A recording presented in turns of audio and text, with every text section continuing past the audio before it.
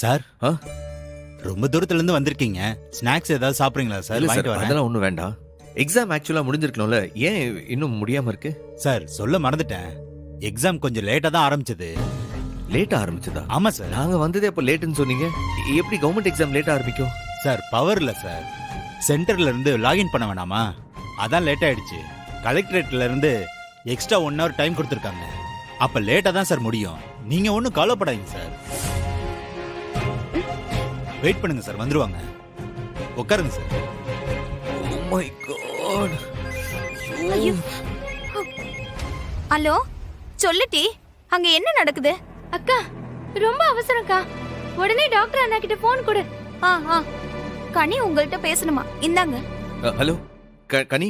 அண்ணே என்னென்ன பண்ணிட்டு இருக்கீங்க? இங்க இப்பவே கல்யாணம் நடக்க போகுதுண்ணே.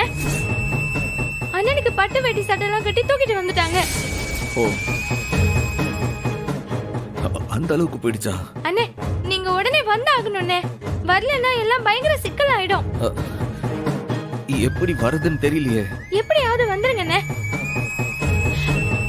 ஆளை மட்டும் மாத்திருக்கோன்னு தெரிஞ்சிருச்சு, எங்க 2 பேத்தையும் உசுரோடவே விட மாட்டாங்கண்ணே. தயவு செஞ்சு கொஞ்சம் சீக்கிரம் வாங்கண்ணே.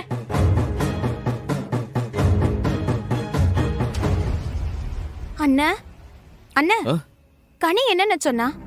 சண்முகத்தை பட்டு வேட்டி பட்டு சட்டெல்லாம் போட்டு தூக்கிட்டு போயிட்டாங்களா? இப்ப உடனே கல்யாணம் பண்ணி வைக்க போறாங்களா? ஐயோ அண்ணா, என்னண்ணே இது அக்கிரமோ? உங்களுக்கு கல்யாணம் செஞ்சு வைக்க போய் எங்க அண்ணனுக்குள்ள பெரிய பிரச்சனையா போச்சு. எனக்கே ரொம்ப குழப்பமா இருக்கு எசக்கி.